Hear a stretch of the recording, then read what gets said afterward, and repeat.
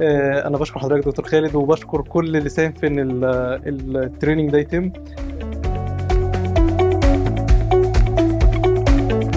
لاكتر من سبب. يمكن كان بدايتهم ان حضرتك لما بدات التدريب في اول يوم قلت حاجه انا استنيت ان هي تحصل ولقيتها حصلت جدا. حضرتك هتعلمنا بالموديلنج، ان هتورينا الحاجه نظريا هي عباره عن ايه وتطبيقها بيتم ازاي.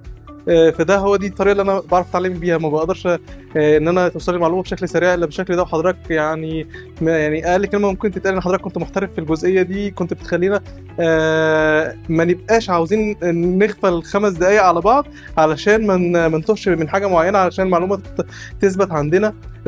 لما اتعلمت قبل كده البروجكت مانجمنت زي ما قلت لحضرتك قبل كده، اتعلمته كان اغلب التركيز على الدوكيومنتيشن، وان البروجكت مانجر ده هو المسؤول عن الكوميونيكيشن من غير ما يربط كل الكلام ببعضه او ان هو يرتب الكلام. لا، احنا دلوقتي خارجين من الكورس عندنا كميه معلومات، احنا اللي عندنا الشغف اللي احنا نروح لها، مش بنبعد عنها عشان خايفين من الدوكيومنتيشن. لا، احنا شايفين الدوكيومنتيشن هي فاليد، وهي اللي هتوصلنا ان احنا نقول احنا البروجكت ده نفذناه في اقل وقت باقل تكلفه باعلى فاليو طلعت منه.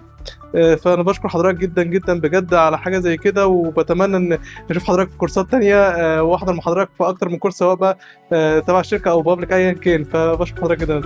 شكرا.